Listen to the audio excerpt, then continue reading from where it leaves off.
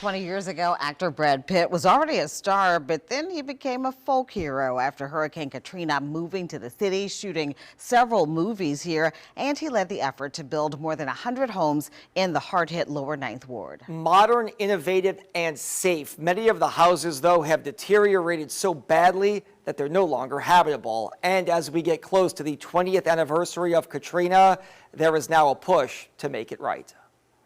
A fixture in the Lower Ninth Ward, longtime resident and community activist Robert Green is angry.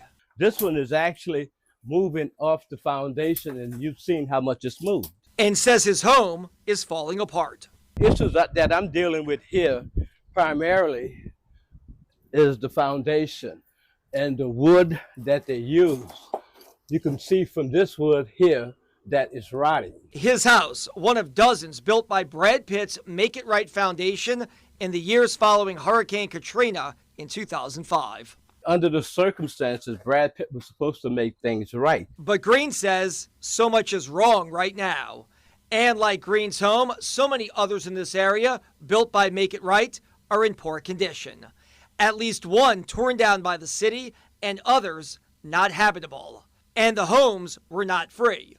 People had to pay for them, typically going for about $150,000, even though they cost much more to build. The difference in price, donated by Pitt and his foundation, which vaulted his celebrity status across New Orleans. Well-intentioned, horrible execution. Unfortunately, he overpromised, underdelivered. So in 2018, a class action lawsuit was filed against Pitt and Make It Right. The allegations?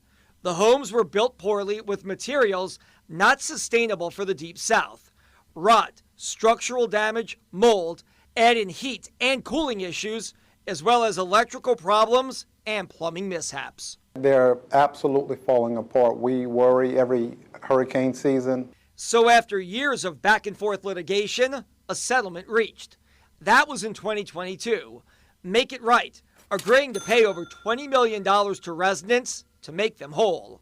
But that deal fell apart less than a year later, allowing the litigation to move on. These are hard-working, salt-of-the-earth people who put their faith in Brad Pitt, put their life savings into these homes, and they're getting absolutely no return. And instead of Brad Pitt and the Make It Right Foundation stepping up to the plate and just simply making it right, they have tried to do everything to get out of honoring their obligation. We did reach out to the lawyers representing Pitt and have not yet heard back for the story. They bought his dream. And now many say they're living a nightmare. They had water all under here, all through there, all under the walls. The famed actor, who portrayed so many characters in his long career, looked at as a villain in this neighborhood 20 years after the storm.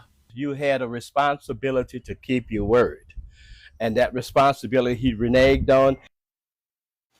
So Pitt lived in the French Quarter, but eventually sold his home in that neighborhood. He was so popular in the city at one time, T-shirts were actually printed with people asking him to run for mayor in 2006, which he did not. There is no deadline on when this litigation may finally come to an end.